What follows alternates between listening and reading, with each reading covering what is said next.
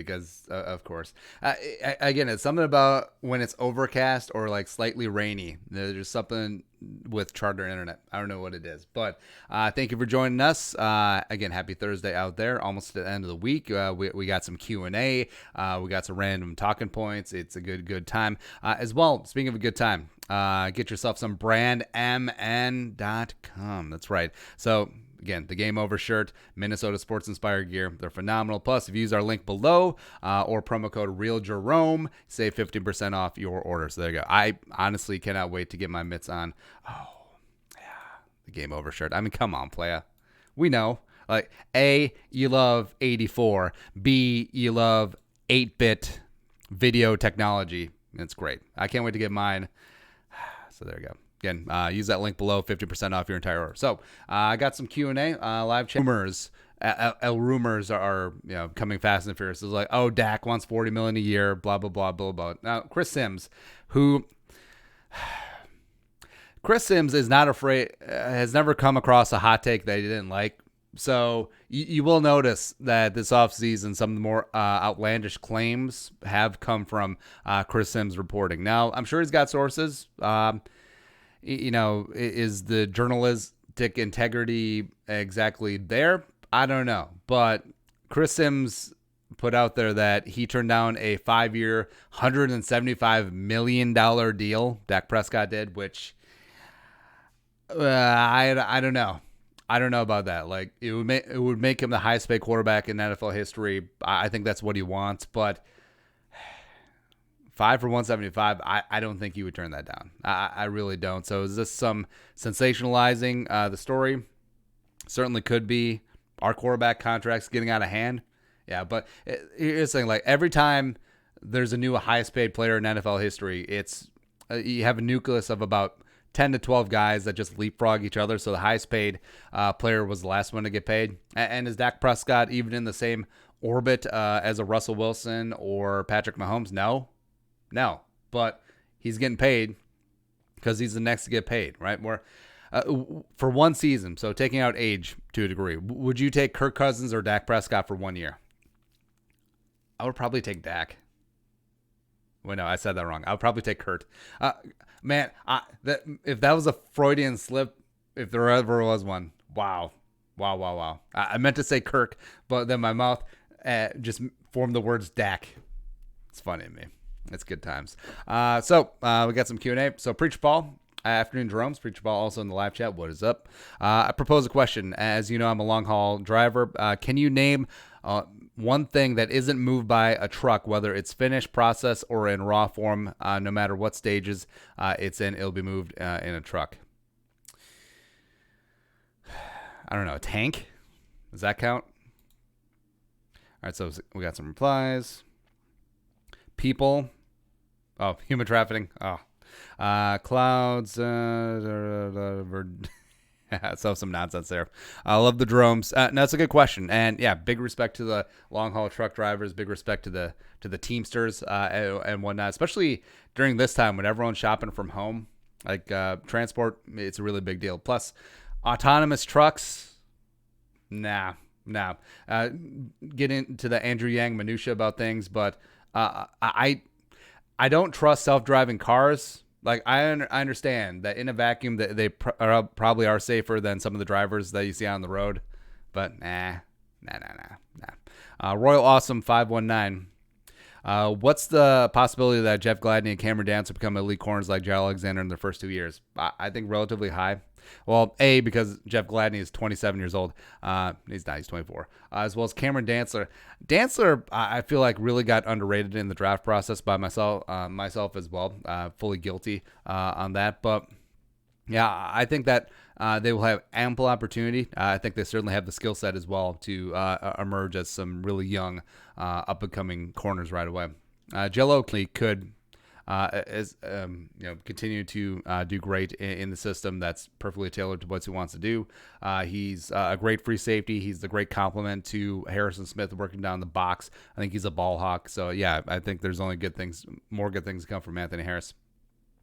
Max Kallenberg, I'm confused about Barr. I feel like he can really turn it on, but at other times it feels like he's not on the field. Do you think he's worth a contract? As they're currently using him, I don't think he's worth the $13.5 million per year as an off-ball linebacker. Now, if Zimmer, if the move to the 3-4 is legit, start using Barr more and more as an edge rushing presence, then that would make a lot of sense. A. Clinton 14. If you had to pick any cornerback in the last 5 years to go one-on-one with Moss, who would you pick? If it's go one-on-one. All right, cornerback. I mean, Stephon Gilmore is up there. I guess Revis was sort of out of the loop in the last 5 years, off peak. Maybe Xavier 2017 specifically. But last 5 years, I would go Stephon Gilmore. That'd be a hell of a matchup. Quarterback to chuck it to him. I might take Josh Allen. Josh Allen's going to overthrow him, but I think Randy could track it down. I think he could just go get it. Zach Ballas. Some great Japanese YouTube channels I recommend. Only in Japan and Abroad in Japan. So we could check those out. Japan vlog. There is one channel that I watch intermittently, and it's I think it's let me look. In Japan vlog. It's this guy. He's kind of goofy. He's funny. I relate to him. I think it's some Brazilian guy who lives in Japan.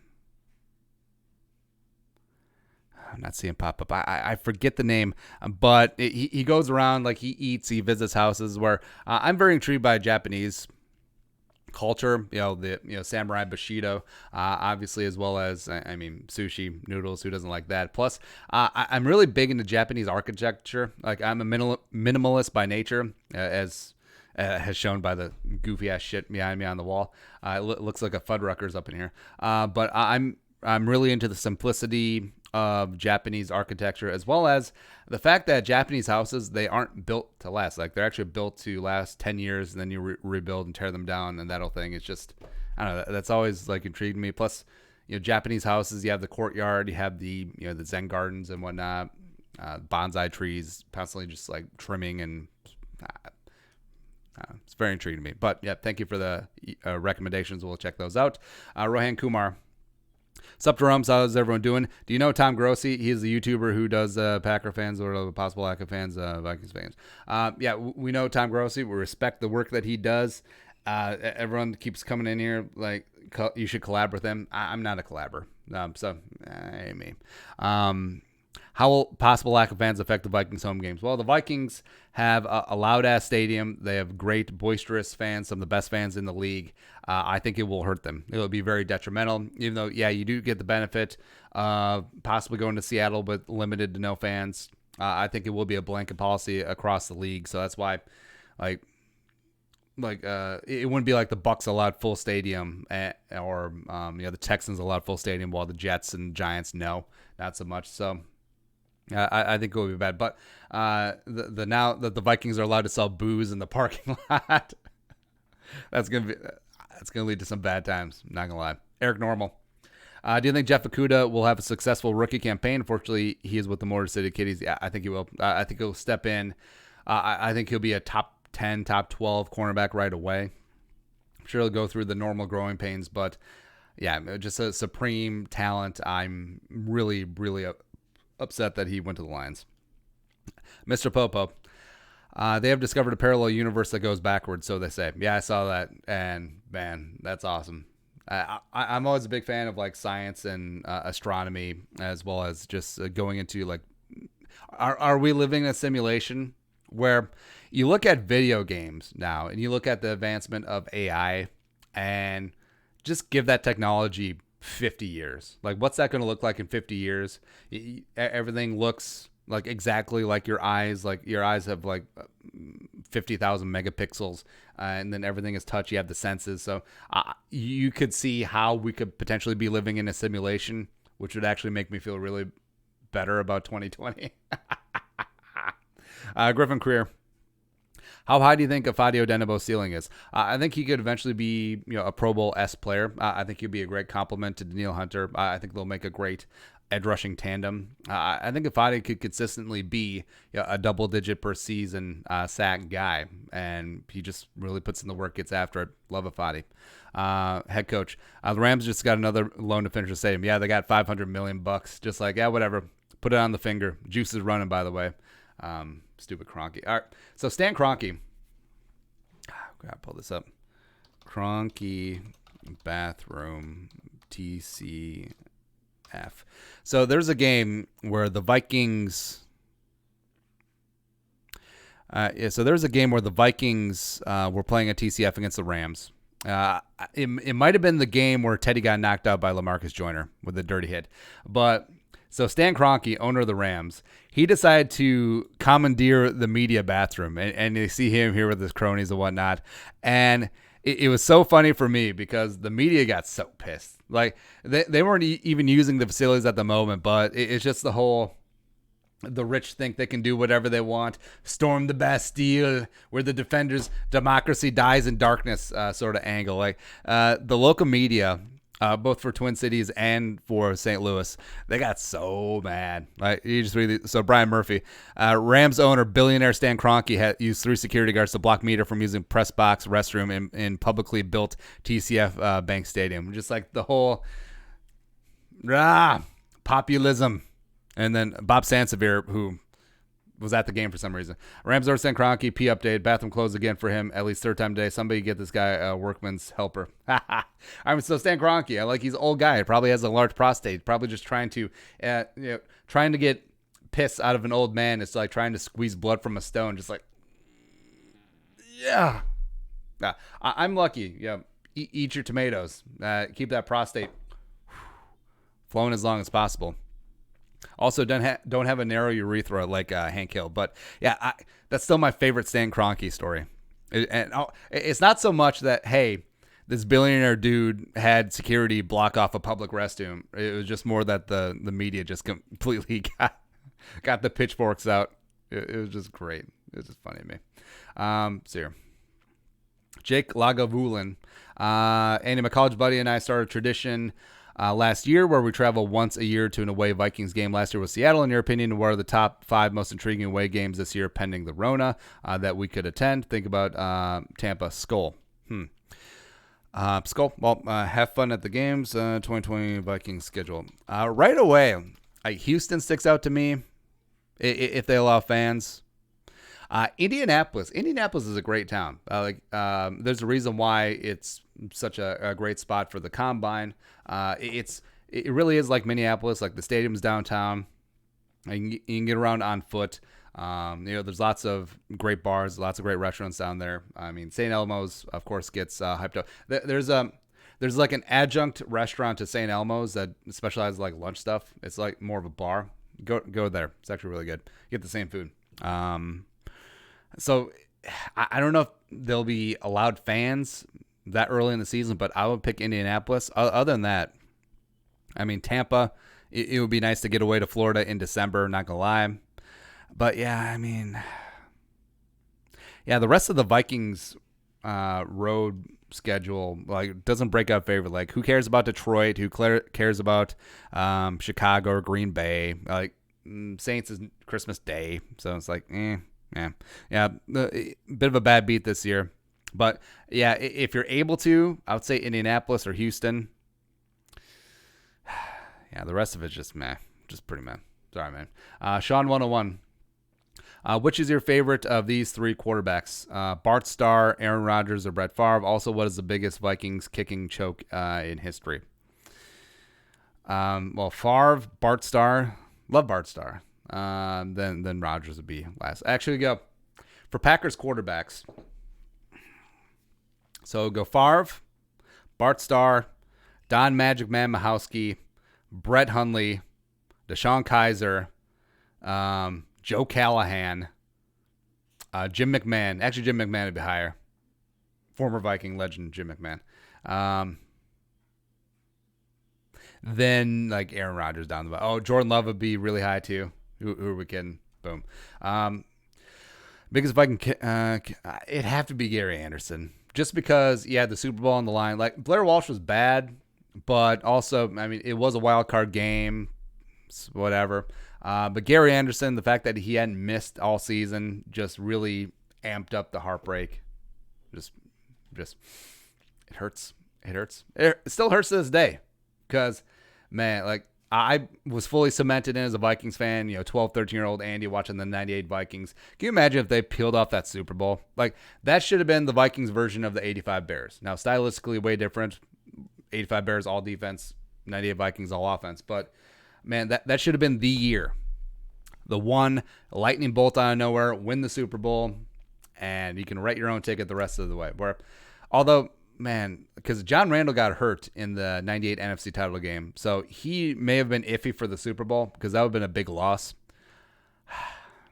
It could have been. That Broncos team was tough, though. Would love to see, just like stylistically, that matchup. A Gary Kubiak run that wide zone against the John Randall-less Vikings defense. Ed McDaniel would have got it done. Ed McDaniel, very underrated, by the way. Pride of Clemson. Get it going, baby. Josh Anders. What's your top 20 fantasy options overall, any position? Oh, God. I've not done any fantasy research at all. Like, I'm just, like, getting over the draft. Here's the problem with me in fantasy. So, I love fantasy football. It takes up an inordinate amount of time for me. But also, I don't really get into fantasy season until, like, week 3, which is completely bad, right? So, zero draft prep work. Just I drafted AJ Green last year in like the 5th round, like I'm a moron, and it's just like, I should pay more attention. Pay attention. Live chat, love our live chat. Let us know where you're watching from live. We'll give a couple of shout outs. I always love doing that. Also, if you catch us on demand, you're all right. Yeah, you're fine. Boom. Next up is Skull Vikes. What is going to be the difference the Vikings make from previous years when they enter postseason this year and dominate? Well, I think just having a sense of they know who they are. I think the Vikings defense will get back on track. How could it not, right? You got Mike Zimmer. You got a bunch of young pieces. Hopefully they'll get together. I think Kubiak at the helm. You have a Super Bowl winning head coach as your offense coordinator now. I think they'll just only benefit the Vikings. I think Kirk Cousins... his 3rd straight year in the same system. Wait, no. 2nd straight year in the same system. I think that will greatly benefit him. If Dalvin can stay healthy for 16 games, they'll run the piss out of the ball. They'll run a lot of wide zone, even more than they did last year. Run a lot of play action. Get Kirk comfortable. Have it sling it downfield. Jefferson, Thielen, Irv. Let's get it going. Where I think this team will have a very good sense of who it is. And then they'll just come in, play Mike Zimmer football, punch throats. Let's go. Let's go. Let's go. Next up is Jacob Sly. What quarterbacks are you taking over Kirk for 1 year? He's 8th or 9th on my list. All right, well, let's take a look. Spot rack, quarterback, salary. Now, this isn't a salary question. It's who you would take over, but I just want like a comprehensive list in front of me. No, I don't want that. All right, so Matt Ryan, no. It's close, but no. Russell Wilson, yes. Garoppolo, no. Stafford, no. Rodgers, at this point, no. Jared Goff, no. Carson Wentz, no. Derek Carr, no. Tannehill, no. Alex Smith, no. Roethlisberger, no. Cousins, yes. Teddy specifically in the Joe Brady offense, yes. Drew Brees, yes. Tom Brady, yes. Kyler, no at this point. Baker, I love Baker. I think he'll get together this year with Stefanski, but as of right now, no. Dak, no. Tua, yes. Darnold, no. Brissett, no. Trubisky, obviously not. Daniel Jones, no. Phillip Rivers, yes. So that's 6. Keenum, no. Mariota, no. Rosen, no. Mahomes, yes. Watson, yes. Lamar Jackson, yes. RG3, yeah. How funny would that be, though? All right, then the rest of... Oh, Easton Sticks is still on someone's books. It's funny. Remember Brock Jensen coming at NDSU? So Brock Jensen, Easton Stick, Carson Wentz, all the NDSU quarterbacks we thought were going to be someone. And then I would take Burrow. So 10 for 1 year. Yeah. Although Tua and Burrow for 1 year, I mean, it's pretty. So even if you took those two out, that's 8. Pretty fair. Preacher Paul, stainless steel mug one time. Producer Ella, she's working on it. Tristan. I rewatched the Vikings game on YouTube, and I realized the Vikings actually played pretty good. And against the Niners, the reason they lost was O-line. Yeah, O-line just getting their ish pushed in. Like it was really tough to watch, especially Riley Reef and Nick Bosa. The thing about Riley Reef is that he struggles in the big games. Like Zadarius Smith, Packers, Khalil Mack, Nick Bosa. It's rough. All right, a couple shout-outs. Load up. Let's go. Dun, dun, dun, dun. Shimon. Come on, playa. All right. Let's hear. Got Bawa Taba Columbus. What is up? Jake Simmons. Cabin up in Battle Lake. What up? Travis and Flake. Sup? Tony Larone. Hawaii. Lucky King Dabble. Grand Rapids, Minnesota. Chief Pazuzu, Nina, Wisconsin, making all those manhole covers. That's right. Dave Dalton, Vancouver, Canada. I love Vancouver. Beautiful city. Really expensive. Yeah. Paz Mello, Greensboro, North Carolina. God, I love the Carolinas. Preacher Paul, I'm going through Jamestown, North Dakota. Scenic Jamestown. Purple Rain from Wausau. Skull Bikes from Prince Albert, Saskatchewan today. What's up? Is that your mom's house? I don't think he's at your mom's house. Yeah, Carson Wentz sucks, by the way. There you go. Next up is Pulford Skull. Start one, bench one, fire one. Cousins, Cam, Teddy. Start Teddy, bench Cousins, fire Cam. I really believe, and again, maybe this is rose-colored glasses, but I really believe in Teddy this year with Christian McCaffrey, with Joe Brady. I just really do. Matt Rule, boom. Isaac Ruprecht. What players in the NFC North do you think will have a breakout year? Keep up the good work. I appreciate all the time and effort you put in the content. Appreciate you consuming said content. Breakouts. A.J. Dillon. I think Hawkinson will have a breakout year. Just something about rookie tight ends. Hawkinson, Irv Smith will both have really nice years. I think Afadi will bust out, even though he had a quasi bust out last year. I think Jar Alexander will somehow get even better. Like Rashawn Gary could have a decent year too. Oh, Elton Jenkins for the Packers for sure. I was trying to think through the depth charts.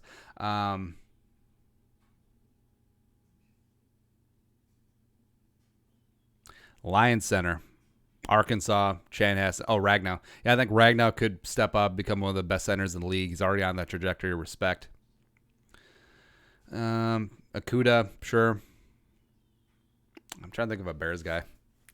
Cordero, is this finally the year? Or David Montgomery. I think if he starts getting a larger share of the carries, a larger share of the work, I think Jordan Howard being out of the way will help.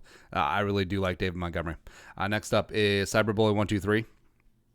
Theoretically, imagine having 10 offensive players on the line of scrimmage next to one. Another line across. It's one-on-one blocking with Cook running Wildcat and a deep safety. Well, it'd be a penalty. They got 2 men on the line of scrimmage. But yeah, I could see it. Butt Nugget.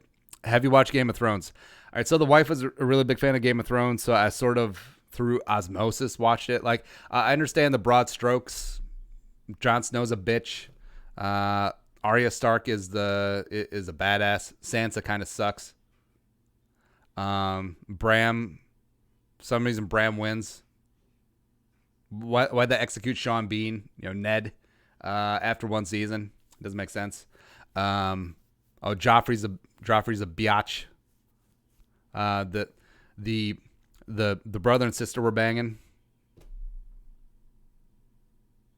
That's all I know from the show. Oh, there's a dragon. Yeah, the blonde chick has dragons. There you go. Dominic Ring. Who would in a fight, Kirk Cousins or Danielle Hunter? I mean, this is not even close. Like, better question: who would win in a fight, Kirk Cousins or Sean Mannion? Just a throwdown, bro down, get after. Or, God, what would be a good fight? What would be a good MMA fight? Assuming that, well, they could just have an uncapped weight class, which they probably should in UFC anyway, because I don't think any of these guys are making 255. So Daniil,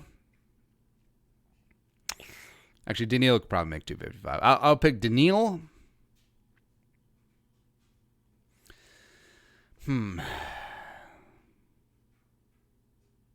Say like Gronk in his heyday.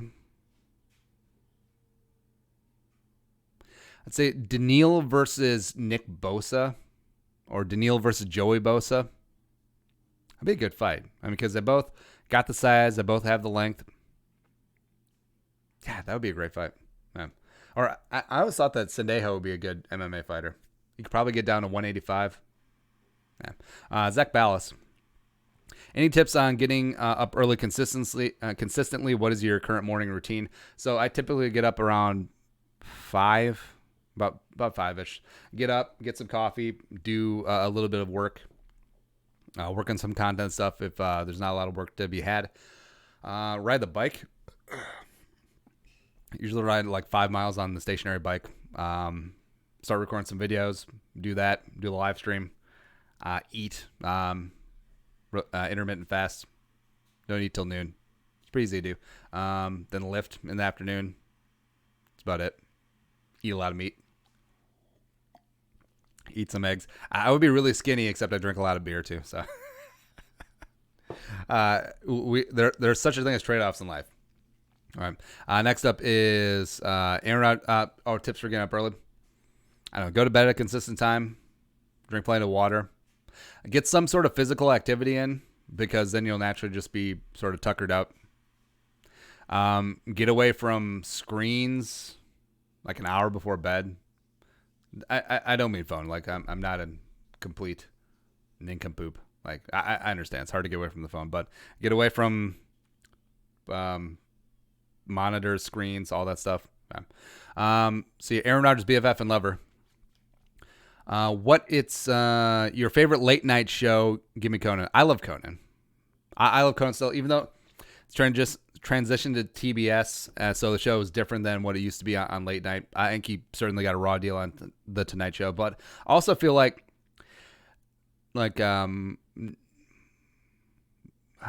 traditional channel, like basic cable late night shows, they're going by the way of the dodo bird. Like before, they used to be like appointment viewing. But now everything is on demand. Plus, not to get into the politics of everything, but I feel like people just get fatigued when like Kimmel and Colbert and even Fallon to a degree, and just like hammer politics and ideology. Like, can't we just be funny? Can we just make jokes at the expense of everyone, as opposed to just trying to drive home an agenda? And I'm not even taking sides, but I feel like that consciously limiting your audience, it doesn't make sense. Like, shouldn't you be everyone's late night host? No. Yeah, I love Conan. It's funny. It's good. There you go. Also, I do like The Daily Show. Like Trevor Noah, like he's not everyone's cup of tea. I do like Trevor Noah. He's not Jon Stewart from back in the day. Oh, like yeah. Speaking of late night political ideology, except that was specifically, it's a political show, right? Or like Bill Maher. I really like Bill Maher. I do like some of his takes. But just the Tonight Show all of a sudden becoming like this political soapbox. Nah. Next up. Oh, how many oysters can you eat? All of them. I love oysters. They're really good. Sir Meeps a lot. Also, I love oysters for simplicity. Like, I understand like people try to do up all the oysters, like, ooh, here's a mignonette, ooh, this thing, ooh, this and that. Now, oyster, some Tabasco, and some lemon. That's all you need. That's all I need, babe. Maybe a little salt. That's all I need. Sir Meeps a lot. Next offseason, if we trade cut Thielen, Smith, Reef, Cousins, Rudolph, we can gain really good draft capital, a tank for Trevor Lawrence, and also have $80 million in cap space for free agency. Well, yeah. Ethan Griffith, can you give me your version of All-Pro for last season? Ugh. Man, we'd have to put some thinking into that. That could be a whole video. but props to the video idea. Len Jensen. Where do you think Barr will play this season? Minnesota. Given the hiring of Dom Capers and a specialization in 3-4 schemes, yeah, I think you could see Barr with his hand in the dirt more in a 4-3, potentially play some defensive end in a 4-3. Also, 3-4 looks. Just getting Barr on the edge and telling him to get the passer. Like, I think that's something that's been vastly underutilized of his skill set the past couple years. Nick Doroff. Which Minnesota Vikings player would host the best barbecue, and what do you think they would serve? Michael Pierce. Michael Pierce. Also, God, what's pit beef? Is that what's in Baltimore? All right, so Michael Pierce first. Michael Pierce is from Daphne, Alabama. Okay. All right. So Michael Pierce would definitely be in with a great barbecue. He'd be phenomenal at that. Let's see. All right. So Baltimore pit beef. I'm not as familiar with this, but it is like a regional delicacy. All right. So using top round cuts to be charcoal fire, Kaiser bun. All right. So they're basically quasi smoking or just like barbecuing. It's not really barbecue, but so they do this up, the pit beef, then they slice it up thin. So they basically make like a French dip sandwich minus the jus. So maybe he picked that up when he was in Baltimore. That's what I was trying to get at. But yeah, Michael Pierce being from Daphne, Alabama, I'm sure throws down just an absolutely great barbecue. I'm guessing whole hog, some really good potato salad, some really acidy slaw, probably some cobbler. Man, it just sounds good. Just get after that. Tristan, if Cousins is back to the same old Kirk this year and we go 7-9, 8-8, could there be a situation where Spielman has to trade up in the draft, go get a quarterback like Justin Fields maybe? If that happens, I could see the Vikings making a move for a quarterback where Cousins' 2-year extension isn't really a full 2-year extension. They could hop out of it after a year. So grabbing the quarterback of the future, I could see it. Or they could just be like, he's still just one piece away. We need more wax. Mr. Popo. Rank these movies in order, starting with the best. The Patriot, Black Hawk Down, and Tora Tora. Tora Tora is good. I think it's a little bit long. It still holds up really well, though. The Tora Tora is the OG Pearl Harbor movie. Made, was it the 60s? Tora.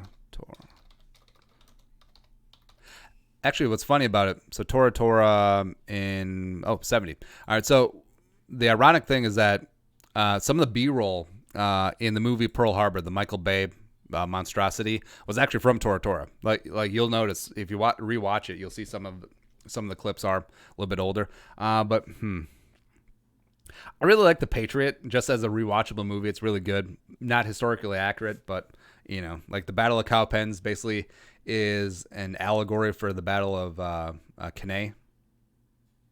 Yeah. Because like the feigned retreat and like the bag and the ambush. Yeah. Black Hawk Down is great. In terms of historical accuracy, it is relatively close. Except for the Ewan McGregor character who they had to recast because look it up. They couldn't have the real guy in there. And Tora was good. Just in terms of like personal preference, I would say Patriot, Black Hawk Down, and Tora. Even though Tora is a good movie too. Favorite Tarantino movie? For me, it's Inglourious Bastards. I just really like Inglourious Bastards. Like I'm not really big into Pulp Fiction or Jackie Brown or some of the other like mainstream Tarantino movies. Like Hateful Eight was good. Django's really good too. Yeah. Kallenberg, Daniil Hunter game film. I'm sure we'll toss him in the film room at some point this offseason. Torrey Hansen, say if Quentin Nelson had a Ray Lewis type situation, the Colts were looking to get rid of him or trade him, would you be all in? If he's acquitted, yeah. I mean, due process, right? Quentin Nelson, 6th round pick. Let's go. Conditional 6th round pick. If he's in jail, it becomes a 7th. If he's not, that's a 6th. Evan Bajelica. Say we change our base teams to a 3-4. Could you lay out who the starters would be at each position? Certainly. So I would put Pierce at the nose, Av, LDO. Afadi. I would put Afadi and James Lynch at the 5 techs. I would put Barr and Kendricks. No, excuse me. Barr and Daniil at the outside linebackers. Barr at the strong side. Rotate DJ. I want him in there because also he played stand-up linebacker at South Carolina. That'll help. Put Wilson and Kendricks at the inside linebacker spots, and then the rest is pretty easy. Cornerbacks. Gladney, Holton. Gladney, Hughes, Dantzler. Then Holton Hill, and safeties Harrison. Boom. Jake Simmons. What if the Vikings had Matt Patricia as head coach? Have you ever seen the scene Once Upon a Time in Mexico where Johnny Depp gets his eyes drilled out? I would do that to myself. Andy's evil twin. A sensitive topic. You were talking about conspiracy theories. Do you think 9/11 is one of them? I do. R.I.P. To all those that lost their lives that day. Yeah, just a really tragic day. I don't go full like loose change conspiracy theory. I don't go full black helicopters or Tower 7. Like I'm aware of them, but do I feel like it was more the government had an idea of what was going on and sort of turned a blind eye, the conspiracy with FDR and Pearl Harbor. Yeah, I go more along those lines, but do I think they actively orchestrated it? No, like a full-on USS Maine situation, get the Vikings, get the Americans into the Spanish-American War. Nah, not that full, but there's something there. Not going full Pete Carroll, but there's something. Next up is Bawa Daba. What's your favorite military last stand in history? Mine is either the Battle of Warwick's Drift or the Swiss Guard during the sack of Rome in 1527. So, you go with the hits. You go Thermopylae with the 300. You go Alamo for sure. You go Midway, the Alamo of the Pacific, the Marines there. Bit of a tough one. I go off menu a bit. The Battle of Takur Ghar, early days of the war in Afghanistan. It was the Roberts Ridge. So what happened is that there's a Navy SEAL named Neil Roberts, and he fell out of a helicopter and just turned into a bit of a last stand. Roberts unfortunately lost his life that day. But yeah, it was SEALs and it was Rangers, and it was top of a mountain. It was in snow against the Taliban. It was just, look that one up, Battle of Takur Ghar. Next up, DG. Do you believe if we drafted Tebow that he would have benefited great? Oh, also, so last stands. There's a number of last stands involved in the Battle of Stalingrad. Not so much from the Nazi side, but especially the early days when the Germans were making really good headway into Stalingrad, that some of the Russians just fighting to the last man, fighting the last bullet, fighting with the rocks. I mean, Stalingrad, it's just an infinitely interesting battle because it's urban warfare. It's house to house, block to block, pile of rubble to pile of rubble, where there's so many just like amazing heroic stories between two very evil regimes, right? It's just, for me, like a great movie would be, you can't make it, but a great movie would be the Wehrmacht, so the German army, after the Kessel, so the cauldron, once they get surrounded, and it really does, like, the Germans wanted to turn that into like a famous last stand, into a battle of Thermopylae. They wanted the entire German army to fight to the last man, which they didn't. I believe it was General Paulus eventually surrendered the Third Army. I think it was the Third Army. And then also, this doesn't get talked about just because it's from the Nazi side, but it is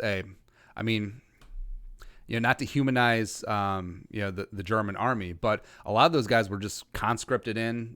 They're just swept up in ideology, and they just had the bad luck of being born in a bad time under a horrible, oppressive, terrible government. All right, and then they find themselves, out there surrounded by Russians. They surrender. Some of those Germans, a lot of them didn't make it home, the POWs, as well as some of them weren't released until the 50s.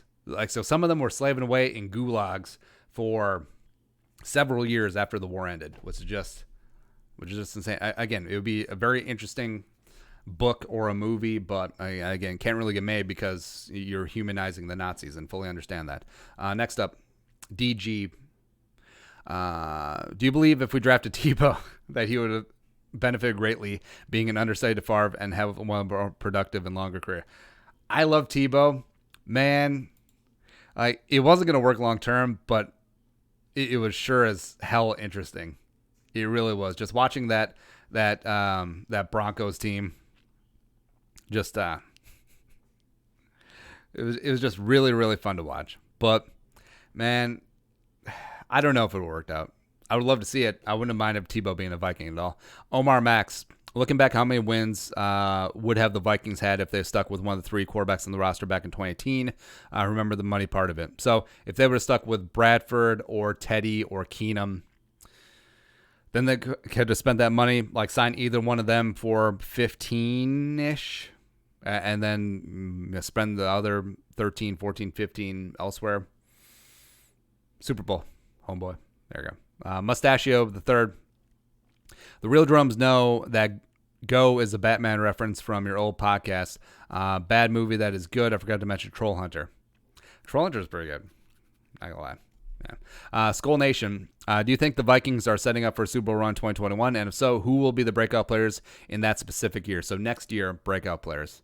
Next year, I'm gonna say James Lynch, Cameron Dantzler, Irv Smith already broken out. Gladney already broken out. Safety Chris Boyd, as well as linebacker Troy Dye. Lots of people breaking out all over the place. Ezra Cleveland, stud. There you go. Jake Simmons. Oh, Chuba Hubbard. Jake Simmons. What if the Vikings and Packers traded offensive line? Danielle Hunter could sack Aaron Rodgers because of Reefer Elfline. It'd be great.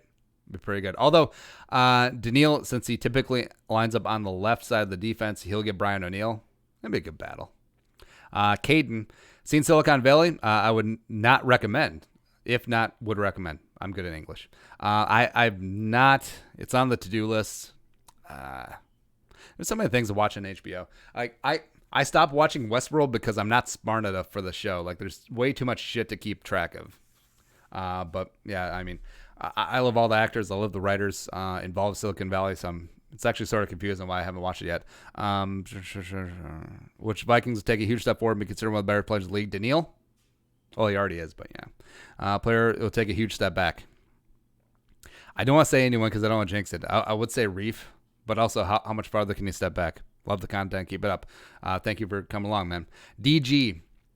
Honest opinion, when Favre threw that interception against the Saints at the NFC Championship game, do you believe he was all in trying to win or already given up before that pass? I think he was all in. I think he's just trying to make something happen, as Brett Favre had done every single time in his career. Like, if Favre was 5 years younger, that pass gets completed. Like, there was just a little bit less on it. But also, it was because of the 12 men in the huddle that put the Vikings back 5 yards, which I think that it put in the back of Favre's mind that, like, okay, we're out of field goal range. We have to make something happen. So he could have run for 3-4 yards, and Longwell could have came in, kicked that field goal. Everything would have been hunky-dory. But I think because of the penalty and because Brett Favre is who Brett Favre is, that he just like, I got to make something happen. YOLO, Brett Favre, which sucks. Ike, 09Y. Which Vikings player would be best at baseball, basketball, soccer? Your opinions? I'm trying to think of which ones had baseball backgrounds. I think Cousins at baseball. I feel like Cousins was good at baseball. Or Mannion, just to get him out of here. Sure. Basketball, right now, probably Brian O'Neill. Maybe Tyler Gronklin, because remember, he played in college. I mean, Rudy was a great basketball player, but he's a little bit older too. Soccer, I feel like Amir Abdullah would be really good at soccer. Just he's got good feet. He's quick. He'd be really good. Like, or Chad Beebe probably be really good at soccer. He'd flop though.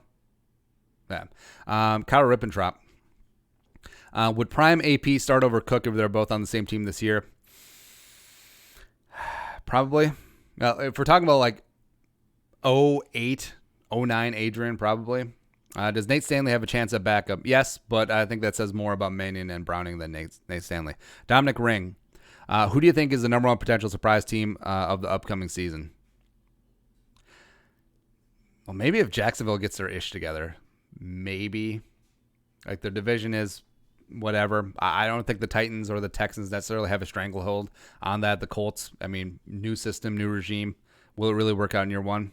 Yeah. Eric Hansen, I keep hearing that Score North is done, but they keep posting videos. What's up with that? I don't know. In their top 10 all-time Vikings receivers video, we learned that 2 of the 3 guys didn't know Thielen is from Minnesota.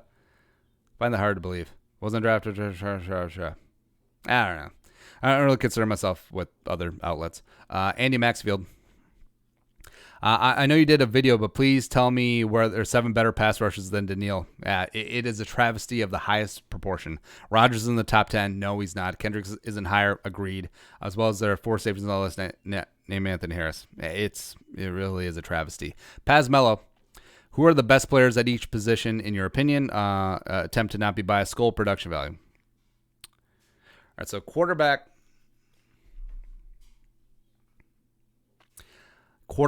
Pat Mahomes. Running back, Dalvin or Christian McCaffrey. Fullback, CJ Ham. Suck it. Wide receiver, still think it's Nuke. Tight end, Kittle. Left tackle, Ronnie Stanley. Guard, Quentin Nelson. Interior offensive lineman, Quentin Nelson. Right tackle, Lane Johnson. Edge, Daniil. Defensive interior, Aaron Donald. Linebacker. If we're taking edge rushers out of linebacker, it might be Eric Kendricks. It really might be. Cornerback, Gilmore. Safety. That's tough. It's an amalgamation of Anthony Harris, Harrison, Eddie Jackson, Kevin Byard, Derwin James, Jamal Adams. It's one of the 6. Take your pick. Not Earl Thomas. Best kicker, still Justin Tucker. Best punter, Skullquit. John Gordon, $3 in the super chat. Have you seen Smoke Signals with Adam Beach? I have not. Wait, is Adam Beach the guy from Wind Talkers? Smoke Signals movie. Yeah, Adam Beach, the guy from Wind Talkers, as well as Law & Order SVU. Smoke Signals, released in 98. Canadian-American independent film. I've not, but we'll put it on the queue of things to look up. Next up is, last one is Andy Maxfield. 2 more. No, 1 more. Andy Maxfield. Those stat comparisons you put up with Daniil and Bruce Smith is actually crazy. Also, who would be the all-time sack leader if they have been tallying sacks since the start of the NFL, rather than 92. Daniil's going to break the all-time sack list, by the way. And also, I think it might be Deacon Jones.